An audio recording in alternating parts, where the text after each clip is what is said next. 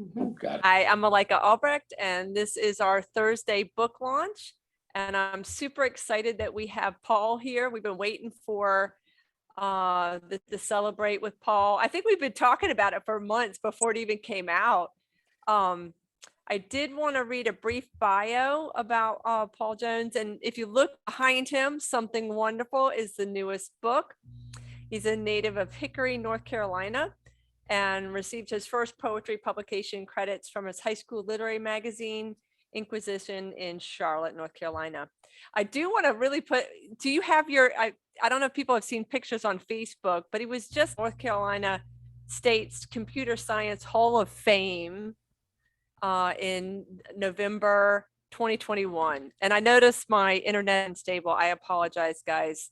So Maggie, you'll know why. And that's why I probably won't read too much of the bio, but I do want to point out, if you don't already have the book, the link to Red Hawk Publications is in the chat section.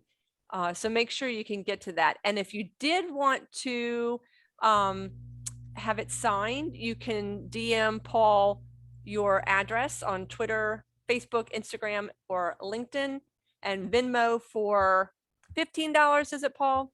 Yes. Okay, at Small Jones, or you can go, like I said, to Red Hawk Publications or your local bookstore. All right, guys, I'm gonna let somebody in from the waiting room. I don't want them to miss coming to you. Okay. All right, Paul. And if you do want to read for open mic, we'd love to have you. Just send me a message via the chat section. And I'm turning it over to you, Paul. Okay.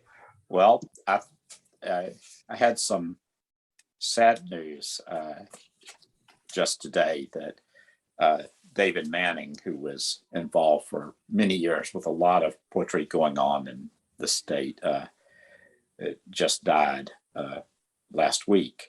And so I thought I'd start out with a David Manning poem. And How to Become a Missing Person. The hero in the cartoon jail sketches a door on the wall, turns the knob, and walks away. I want to write night wind and stars, rain sound, sun fragrant sage. That way, to code the scent of orchards on a page.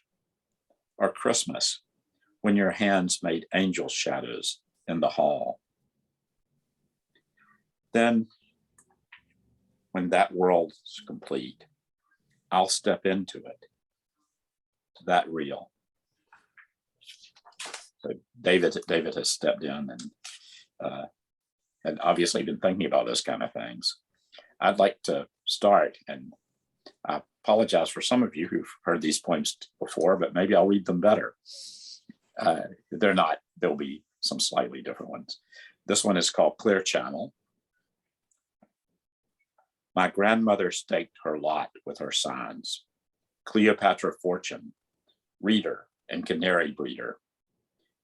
She tugged me to her side and showed me her white bird. Through her few teeth, she hissed her words. The mildewed air washed her swollen ankles.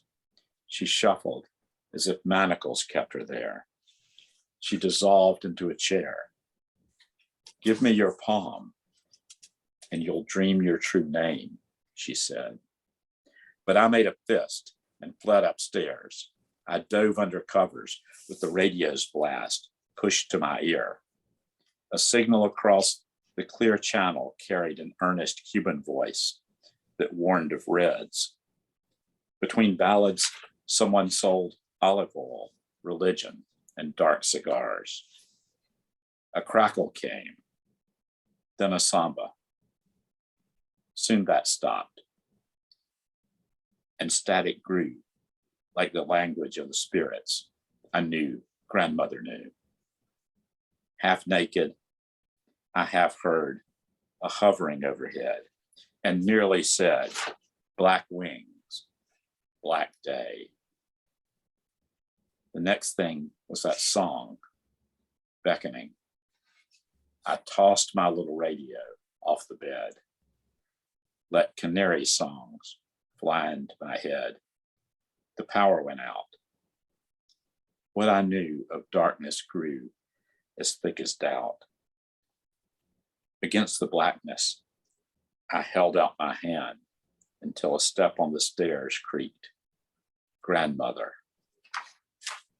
From the cool air, I took the name she said, and the music of late night bloomed glad.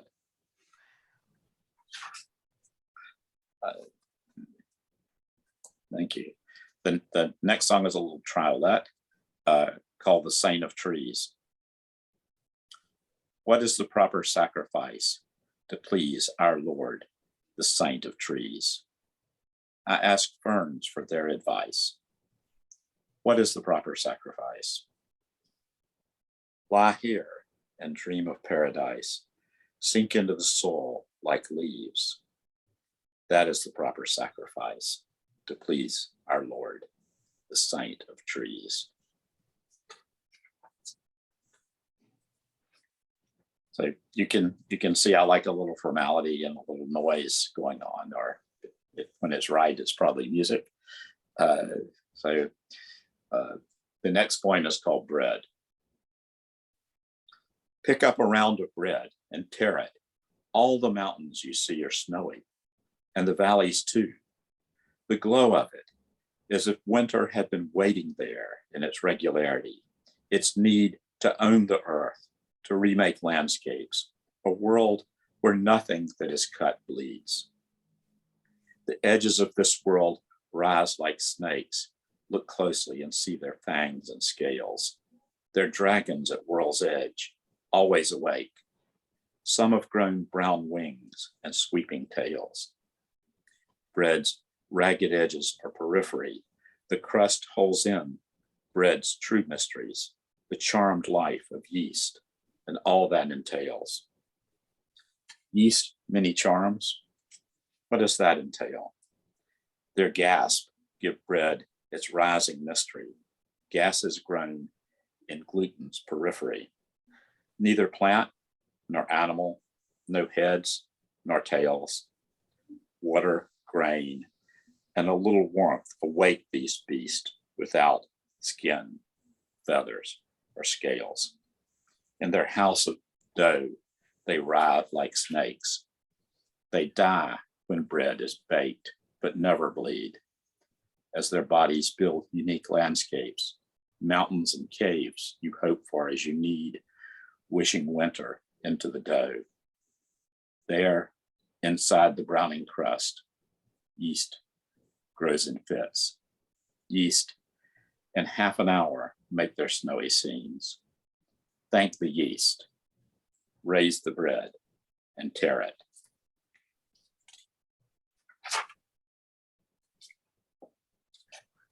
Okay. The next one, we're the good and bad thing about poets and about being locked down is you become very close to nature. That's not always great because bird poems, I just don't like them anymore. I commit them. I too have committed bird poems. But this is called Against Bird Poems. The way poets go on about them, you'd think birds were their inner lives. Instead, they're yogurt for breakfast. No fruit, no nuts, no sugar, sour taste. However healthy they may be, they are dull. They are one more trip to the ATM to obsessively check your balance. You get a couple of torn, decrepit Jackson faces for your empty wallet. You slouch away, unsatisfied. You might as well stick your hands in a drawer of unsorted knives at night as write a poem about a contentious wren, or one more clownish titmouse, or that one indefatigable cardinal fighting his own image in the window. Last August, I saw a black snake curled around an empty nest in the quince bush. 3 firm lumps sagged in his body-long belly.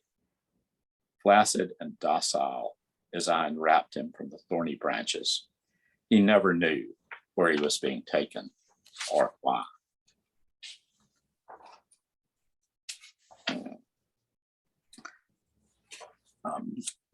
Something Wonderful is the title of the book, and it's a dialogue. So there are a couple of voices here, but don't worry about that. I think they're distinctive slightly. Something Wonderful. Let me mention something wonderful, she said. Bats eat darkness. I see them shadowing the streetlight, I said, diving to feed, like hungry fish in a small light pool. They leap out of darkness, as if breaking the water's surface, as if for a moment that alien world, that other, was their home. Bats feed as darkness breaks.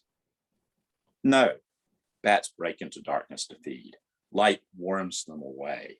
You can't stay. Think fireflies at end of day. Their lights shine bats away. But aren't those lights a begging to breed, not just a sign of bitter taste? As with passion, they say, come here and keep apart for now. Right now, bats break the darkness to feed. Fireflies flash to breed. Each rules their own kingdom. Darkness makes a boundary to break. Some dive, some flash to mark the edge. To transgress is to bless the penumbra, the lie of difference. Don't we rise from earth? Isn't our time soaring in this life a flash, a hope for love? We see the lures, and we know we must be fed by darkness and are born to taste the bitter light, the sweet, then bitter light.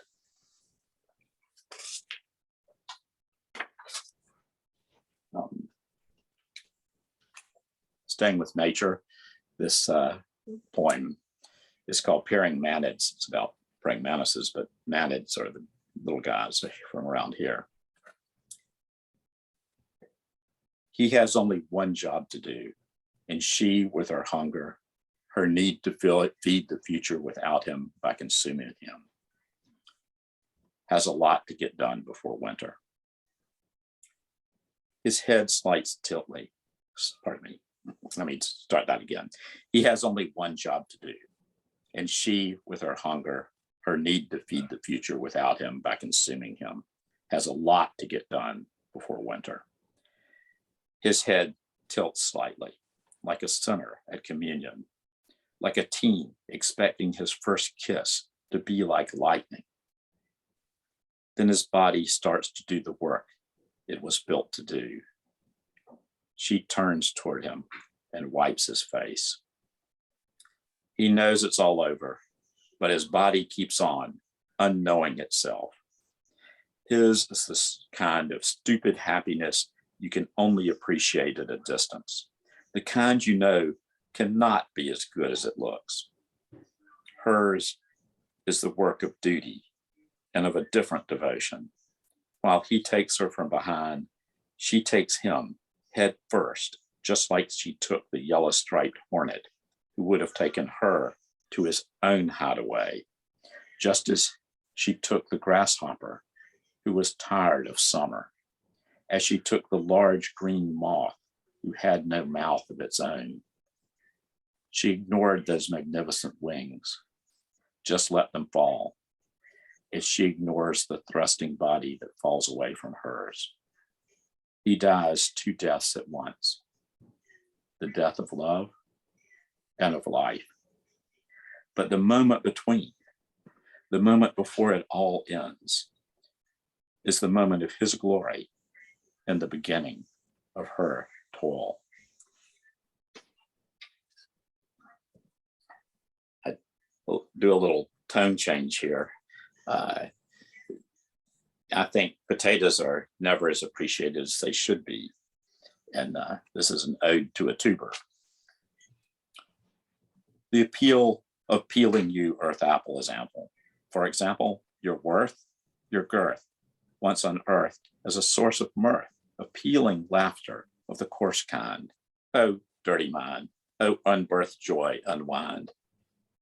Hereafter, we call you Mr., you poor tater, our inside joke. We poke at your eyes. Then, pale Peruvian traveler, we revel as we unravel your suit.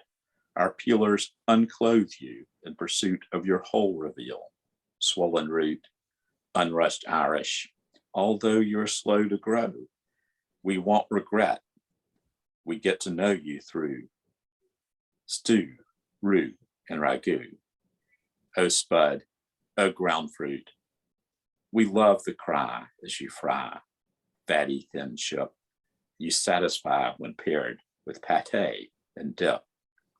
Mashed, hashed, browned, gnashed, totted, scalloped, whipped, and delivered in white dollops. Flaked, twice baked, rice, diced, steamed, microwave, roasted, toasted, caramelized, and mayonnaise, dauphinoise, and au gratin. Your good taste races to paste our waist at your demand. We expand, unmissed and unmanned, as wide as Gondwana land. When hot, you're passed from hand to hand. When small, you don't matter at all.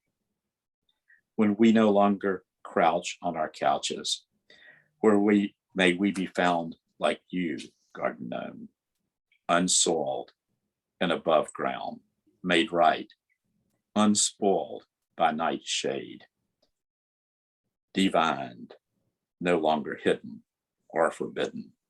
You are risen, rhizome. All is forgiven.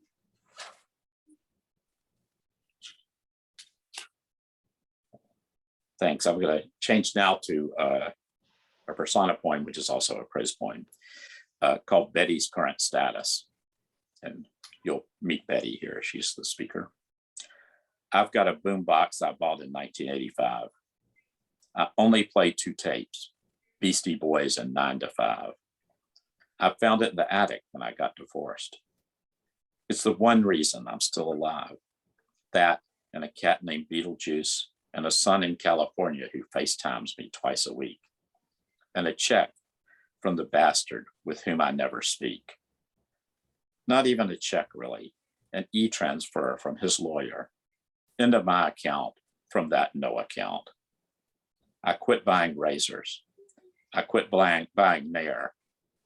Grow where the hell you like, I say to my body hair. Not that I don't care, but instead I've found some value there, some beauty really. My reflection isn't their perfection anymore. I'm the one who can, after some adult pottery classes, turn mud into a plate, into a vase, into a magic mask.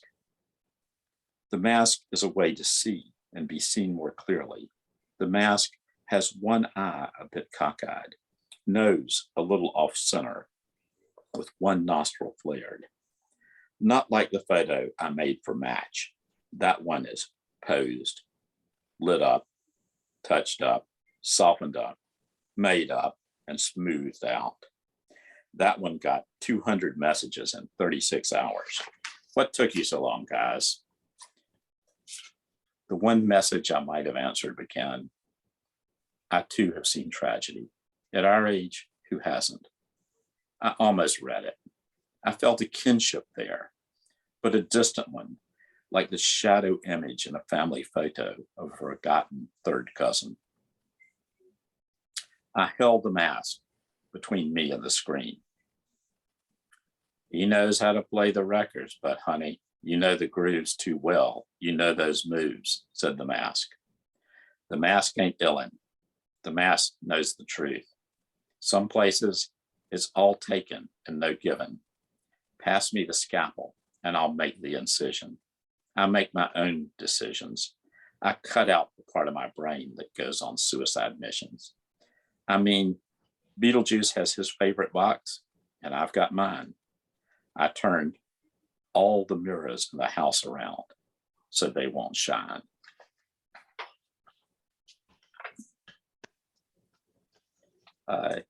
This is beginning of Advent, so I'll do an Advent poem and then 2 others. Rising with the moon on Advent Eve. This full moon on Advent's Eve, God's eye for those who believe that light seen over the eaves is too pure a bereavement. That torn dark can't deceive, but leads us from fallen leaves to fires and unperceived flares in cold air. Reprieve and punishment for naive stumbles, missteps, those years we've till now held close, but now must leave to find their fate reconceived, as if something sinless achieved in lunar reflection grieved, gathered like harvest, received and tossed, heaven hung in sheaves. For did not Christ hang with thieves, hang like the moon, lights retrieved, both at one and apart, cleaved in both senses, unaggrieved. When such goodness is received, light refracts and love relieves.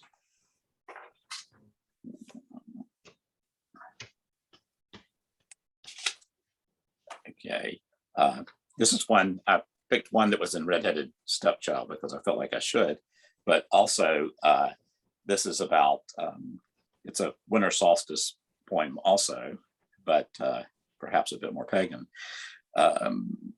Firing pottery on the night before winter solstice. Birds are gone drab or gone south.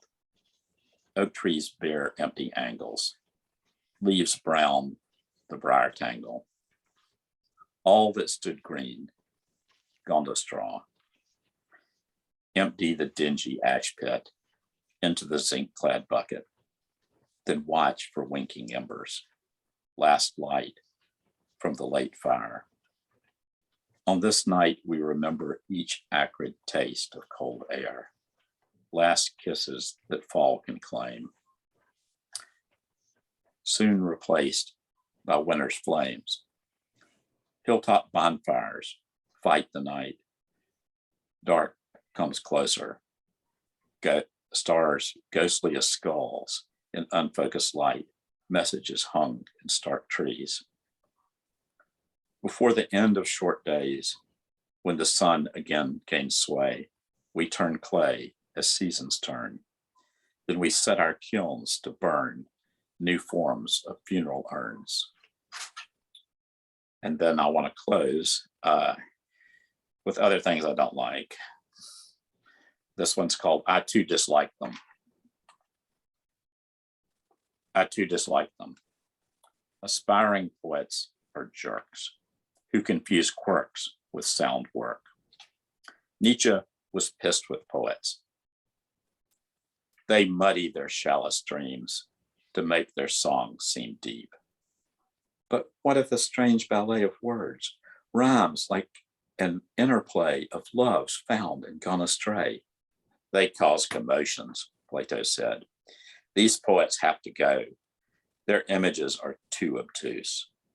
Don't poets' images excite like small boats on sea at night, flickering patterns of light? In the end, nothing happens, as Auden's cold pen told us. We survive, but we won't transcend. They were right, the old masters. Poets are useless bastards. Thank you. Thanks a lot. If y'all want to, oh, thank you so much. Oh, that was fabulous. It was good to hear you read. And I know if people want to please feel free to do so. That was so much fun. Woo! Yeah. Yeah. Holy cow. Paul. Yes. Yes. And I will make sure that I get you the chat section, Paul, because there's a lot of comments in there. It's always fun to see like what resonates with people, but I did want to come back to what some people were saying, because I think we have some of our launching points for questions. Okay. Karen, that's kind of funny. I love birds and bird poems so much, and yet I love this not loving birds poems so much. I've committed many of the sins of bird poetry. Yeah, and Maura said, I'm glad you don't take your own advice. That's a good one. I did want to come back to, some of the poems, the rhymes and slant rhymes were just masterful. I mean, just fabulous. And I know I put that comment in there, and Jeannie, I saw you seconded that because it really is lovely, right? Well, But I wanted to say something that I've noticed, Paul, something I really envy about your work is you have a way of using very unique details or images in a description of somebody or something that is just fabulous. And that is one of the ways when you are talking about like your grandmother or the speaker's grandmother, that just, I have this clarity of image that I just enjoy. And I had a question, is that something that comes right off, or is editing, is that just how your mind thinks is what I'm thinking, or is it something that you consciously do?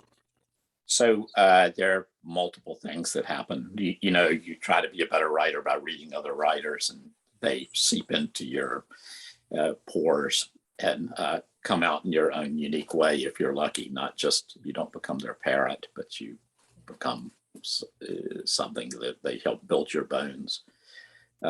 So that works in two ways, because sometimes that's a starting point, some sort of vision, but sometimes the demands of form make you surprise yourself, and then you bend it to go there. So as Frost said, no surprise in the poet, no surprise in the reader. I don't know that that's true, because we are useless bastards, but if part of the use is to try to turn that into some sort of memorable, and sonically, if you're me, the image has to be there, but the sound has to be there too, so that they massage each other to create something. And of the grandmother, that's totally invented, but it's based on my great grandmother, who made her living with the cards and lied constantly.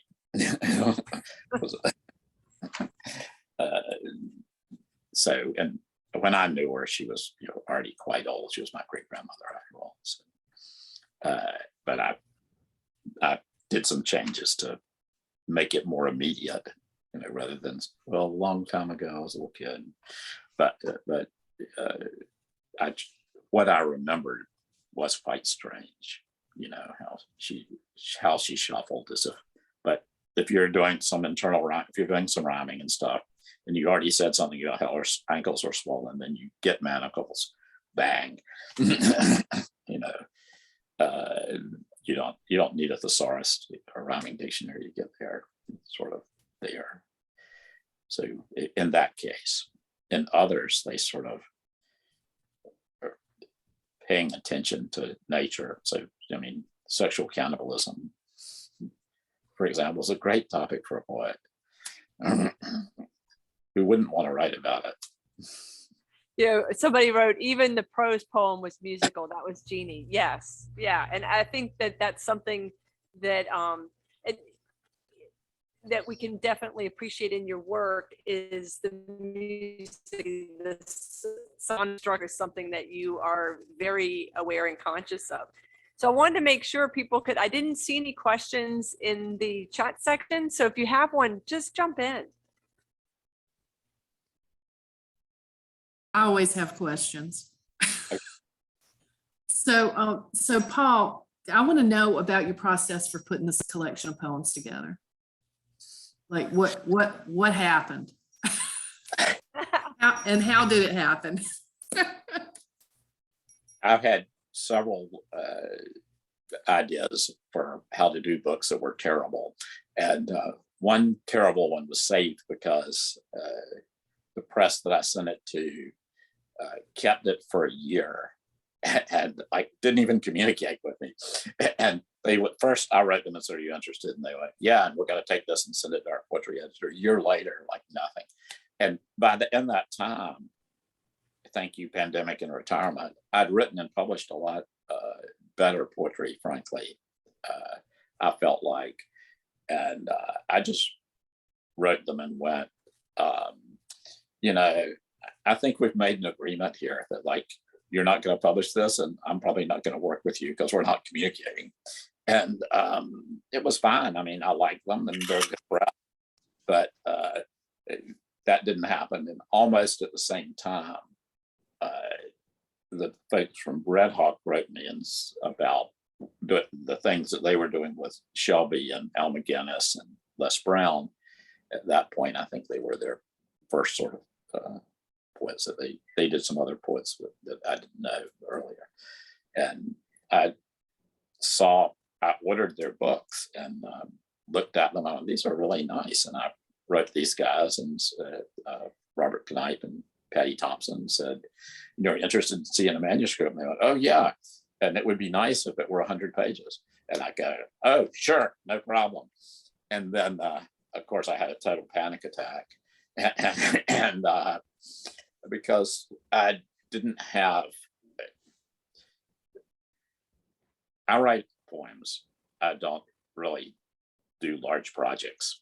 I'm not writing a book about baseball or a book about my grandmother or a book about Sir Gawain and the Green Knight or something. I mean, I wish I had that capacity, but my capacity is much more miscellany. And so, but it turned out I had close to that many poems published out there. And all I had to do was throw away the bad ones, which I hope I did, or pull out some that were on a theme that I thought might fit the shape of another one that I've got like about 60 poems into. And then I panicked. I didn't think it was real. And I signed a contract, and I did all this. It was all so legit. I mean, I did due diligence, and the terms were really good. I mean, there was no pre-sales. There was I wasn't required to basically do anything but turn the poems in. And my percentage is good, and the split is great on the first sale.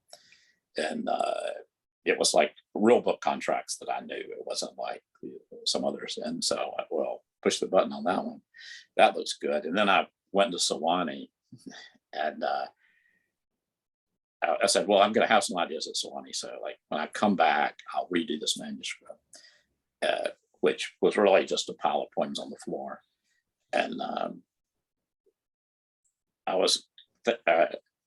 I didn't have a life crisis there. It was very good. They were really great poets. And I realized how different I was in a lot of ways. I went, that's kind of good. I'm more musical, I'm more formal. And I worked with Mark Jarman and Alicia Stallings, there, who are both formalists. And so that was very useful, that I was kind of in that. But I also, I was talking to Alicia, and her new book is called Like, or her last book is called Like. And one of the things that interested me is it solved a problem that I've always had with poetry books, is that it's in alphabetical order by title. And one of the things I've always hated about poetry books is I can't find the poem anymore. and there's no index. It just drives me nuts. So I went, oh, that was a great idea. I'll just sort mine in alphabetical order and see if it works. It did. So great. So now if you were to say, Paul, you have this poem about swifts, I go to the page, I just go to the S's, and there it is, right where it should be. It's right across from one that begins with T, and right after that is one that begins with I don't know how that one got there. Oh, there's two a tuber. One's out of order because I can't. Oh, it's because they're odes. Okay, I see what I did. But I could find almost any one of my poems just by there. Like, this is so convenient. It's probably convenient for other people too, because it's a miscellany. It's not like I'm saying, I was born in the middle and then I died my mother died in the middle.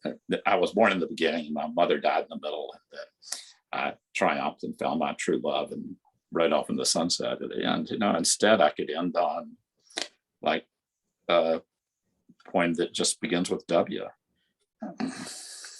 That's brilliant. I love it so much. I mean, who wouldn't? Well, I think it also fits the nature of being sort of a formalist. Like, I'm attracted to form, but I'm also want to break it all the time. So, and I want to find out like what its limits are. And also I have a content. Different forms call for different content. So the Saint of Trees is a little trilet, which means a lot of lines get repeated in a very short period of time. And there's certain things that work well at doing that, and certain ones that like are just sound terrible. So that, you know, just like a villanelle, or sonnets are much more flexible because English and American writers have pulled them in every direction now. That you know, from most recently, Terrence Hayes following on Wanda Coleman, whose her American sonnet book, I think, is going to be redone in the next year, and that'll be, you know, because largely by Hayes's bringing her back, because she was a West Coast African American woman, and 3 strikes right there. Yeah, we don't, unless they're beatniks, we don't get West Coast people all that much. Robert Haas, I tell you, I take that back. I'm so glad you asked that question, Caren, because I wouldn't have heard this backstory. So thank you. And I love that it's in alphabetical order. Deborah said, you're definitely one of the poets that could get away with that. But Jeannie, you had an interesting thought. You thought that maybe in ordering that way, that there's kind of a serendipity that might make the poems speak to each other in a different way. And you're shaking your head, Paul. So that's something you found to be true. I was totally surprised, which I Well, like. yeah. Instead of being in agony, I had the pleasure of discovery. I've seen in journals sometimes they put poems by alphabetical order of the poet's last name or writer's last name, and that creates the same synergy there. You know, that just they're not looking at the content of the poem, but it ends up being this wonderful harmony, or these mysterious connections somehow. And I can't wait to get the book and see how that works all the way through. Well, I don't want to cut my side of it, but the press has them on sale right now. So it's like, I think mine and Shelby's, and not every book there is on sale, but most of the poetry books are on sale. And they also do free shipping. So run on over to Red Hawk, because it's a pretty good deal. It's like $15 normally, and I think 11 a quarter, something like that. Okay, I'll do the. And the free from them.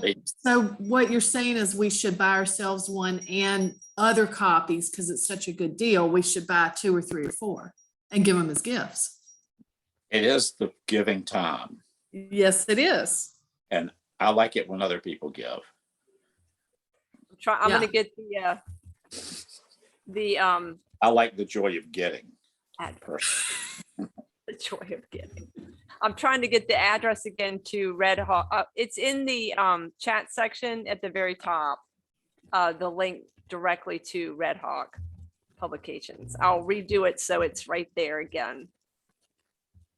But yeah, thanks about the order, because, you know, there is all this mystical stuff about how you wave your hands over them, feel the heat, or the spirits rising off the page and stuff. And I'm an engineer. I just like put them in order.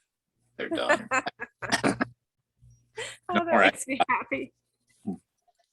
Does anybody have any other questions for Paul about process or particular poem? And of course, Deborah, you are in Black Sock's writing group with Paul. And so it must be neat to see the seeds of these poems, and as they've, you know, moved over time, how fabulous and how fulfilling that must be. Yes, it's wonderful to see early versions, and We have great discussions and arguments about things. And so then we get a chance sometimes to see a revision, but sometimes we don't see a revision until it's published. So that's a nice surprise. Yeah. That's cool. Maura I is like- also the Black Sox, by the way. Oh, okay. Maura is as well. All right. Yay. Okay, right. Paul, I have to know about the cover. Yeah. So this also is serendipitous. The title poem appeared in Chase Dummock's West Coast Journal online called As It Ought to Be. And Chase really likes to use this. If you send him a poem that you can use, he can use an illustration that comes from the 19th century bestiary or the biodiversity thing, it will go. Because he just did one of Magnificent Frigate Birds that I sent him to. So there's a bird poem. I'm sorry about that. I committed bird butchery, but and he found this great illustration, and only the right half, the cover half, and the front half cover, and I went and looked it up, and it was there in Wikimedia, which meant, and it was from the 19th century, which meant no copyright. It was so incredible, because I loved the image. And then when Robert Knipe said, like, if you don't have any ideas for images, like I have lots of pictures of trees and stuff, and I'd go, well, that's actually, I definitely don't want that, because there are a lot of people that want to be at peace and stuff, and that wouldn't be me. It needs to be a little disturbing. And I found this, and not only that, because it's Wikimedia, they had very high resolution scans. No, this is too good to be true. I sent it to Robert, and he looked at it 1 second and went, Val, you're right.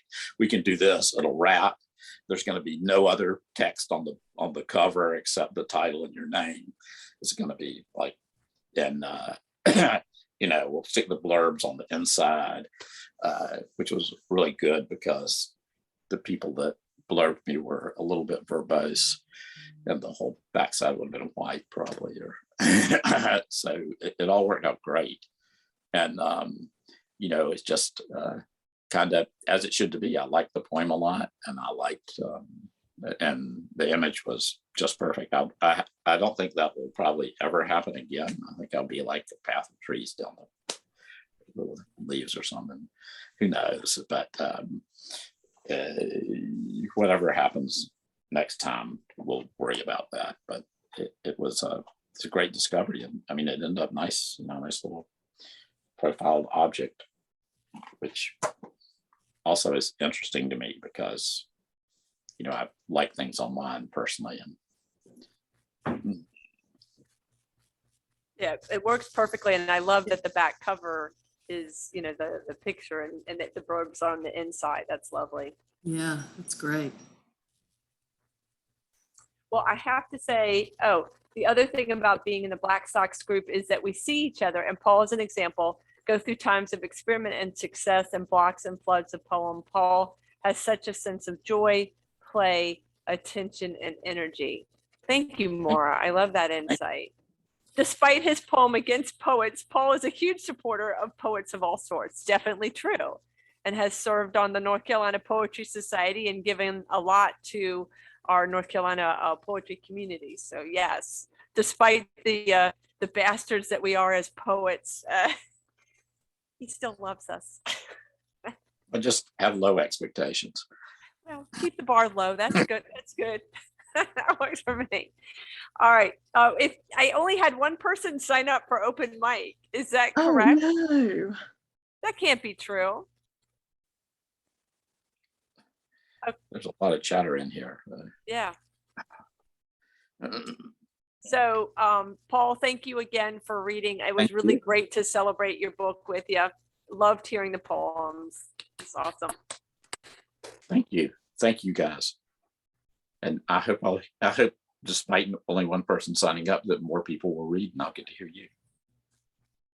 So what we could do is just kind of loosely, we'll start with Christy and then keep going from there. And if you have a poem, please do consider reading it. And if you need me to pause the recording, I'm happy to do that. So just let me know. All right, Christy, we're coming to you. Okay, I hate to bring this down, y'all, but I just lost my daddy and I just started writing. So just bear with me. This is titled, this is the poem I never wanted to write after Rita Dove. While staring at your shoes in a clear plastic hospital bag, willing myself to breathe, running away from a living nightmare that forced me down an ICU corridor for the last time. Remembering clear blue eyes drinking me in as I promised to find my own way. Hot tears plastering loose ponytailed strands to my face, pouring out jagged pain, multiplying unanswered whys, watching grief bloom outside of myself. 1, 2, 3 moments we won't have. Machines on, machines off. Praying I don't forget your voice, writing anything else, less urgent. Don't stop breathing. Thank you. Thank you for reading that. You did a really great job, and I know that that was really hard. I'm sending you love. I'm amazed that you're writing in real time about all of this. It's the only way I know how. Yeah, Maura's sending love too. Yeah. Thank you. Yep. All right, guys. Does anybody else want to read?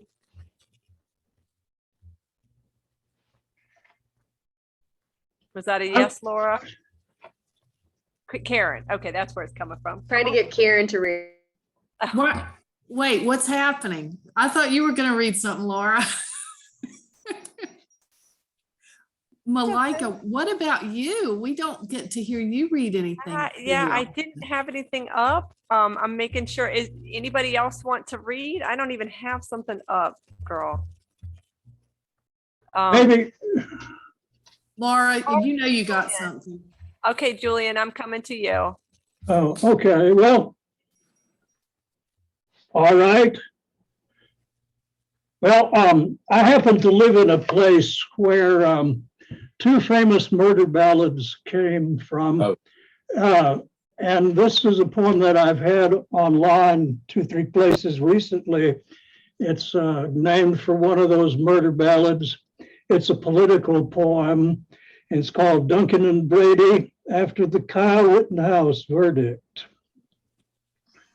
Speaking of electric cars, once at a Fort Worth stop sign, a lowrider lifted a fender like a dog might lift his leg to piss and flipped me the bird as he took off laughing around the corner. That was long ago, but he knew what he meant and he loved it.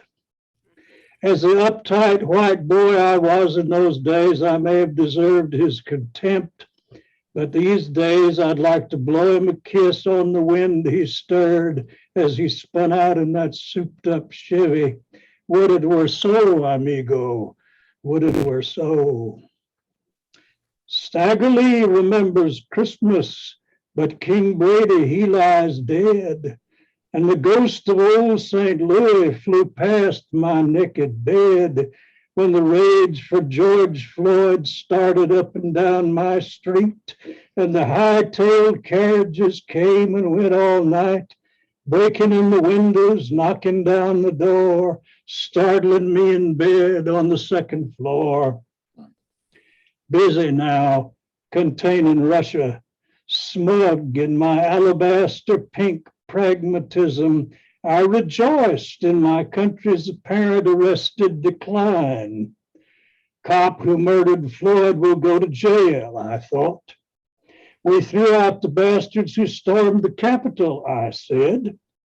forgetting only too eagerly Republicans' settled intention to lynch the rest of us. La Migra still lording it up at the border, catching runaways. Jury finding Rittenhouse not guilty on all counts. Now I have to turn the page, excuse me. I'm old and my fingers don't work. No worries. 84. Nothing for it but the blues. James Baldwin's Stagger Lee let pent-up anger blues remade hiss out of him like rancid air from a hack's rubber tire. Seemed like King Brady never died. Duncan shot him.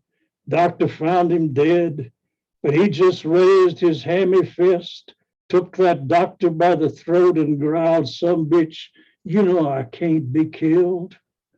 We'll not overcome this last lynch mob. They're us. We'll watch, polite and passive, as the good old U.S. steals away down Dixie one last time. No matter clawhammer steels ring out from edges of fields to tell it again how we've all of us been. Yeah, we've been on the job too long." Thank you so much. I love hearing different voices. That was fabulous. You're welcome. There we go. Thank you, Julian. Does anybody else want to read? Maura, yes, I'll come to you. Don't forget to unmute. No, I'm muting myself. I mean, Christy, your poem just kind of makes me want to cry. It's but it makes me cry. I think any of us who have children, we're with you every step of the way. It was very hard to follow. And I hadn't thought of reading, but I thought maybe I could offer something that takes us in a completely different place. Rome, in fact, I've had the good luck to live in Rome for a while, and there were a lot of unhoused street people there that I would pass by quite often on my way. And so I think I sort of offer this as a meditation on compassion for the people you don't know. It's called Populusque Romanus. I do not know a way through this city that does not pass the disheveled man sleeping in a shop doorway, the man extending a cap or a plastic cup, the man nursing a bottled beer on a step near a drinking fountain, running, clear and cold, always running, the woman with a child asking for money, the woman with a plastic bag over her hair sitting on the sidewalk, the woman who shook a man awake and offered him a sandwich. "Here," she said, "take it, open your hands." And I wanted to open my hands and feel the weight of her kindness, the possibility of it, and hold it as I kept walking from where I was to where I was going, looking without looking, for we are all only trying to save us and ask what a coin buys in these streets. Thanks. Oh, beautiful. Thank you so much. Yep, exercises and compassion I'm definitely into, and I liked what you said before the poem. That was a lovely introduction to that poem. Well, guys, we are at time, and unless there's somebody that wants to jump in and read, I'm going to say thank y'all so much. Oh, Caren, you will read. Oh, good. Fabulous. Okay, Judy said you got to leave it at 8 sharp, so we will try to be mindful of that. All right, Caren, you're our last reader. Okay, I'm just gonna, I think this poem is finished, and I'm just gonna read it because Paul's got me so happy about wordplay. So I think the title is A Total Word Geek Out, or a prayer from a post on Facebook listing Old English words that should be revived. Some of the words and their meanings. Apricity is the warmth of the sun on a cold day. Constellate is cluster together. Jargogle, confuse. Kenching, laughing loudly, elf-lock, hair tangled as if by an elf. Twitterlight is twilight. Wit and dream, excitement. Deliciate is to delight oneself. Monsterfully, wonderfully, osculable, kissable. Overmorrows, tomorrows. The prayer as it is. Let us embrace the warmth of the sun on a cold day until we might cluster together again. Let us not confuse our laughing loudly with a tangle of twilight excitement. Let us instead delight ourselves wonderfully with the hope of kissable tomorrows. The prayer as it would be. Let us each embrace apricity, at least until we might constellate again. Let us not jargogle our kenching with an elf-lock of twitterlight wit and dream. Let us instead deliciate monsterfully with the hope of osculable overmorrows. There you go. Total word geek out. All right. That was fun. Yeah, that really was. Thank you so much, So much Karen. That was fun. lovely. Elf Lock. I'm keeping that one. Elf luck. Right? There's some good Yeah. ones in there. All right, guys. Thank you all so very much for being here and celebrating, and Paul for reading and delighting, and everybody who read it open mic, and sending you a ton of love, Christy. Thank All right. you. Yes. So long, and thank you so much. Good night. Good Everyone. night.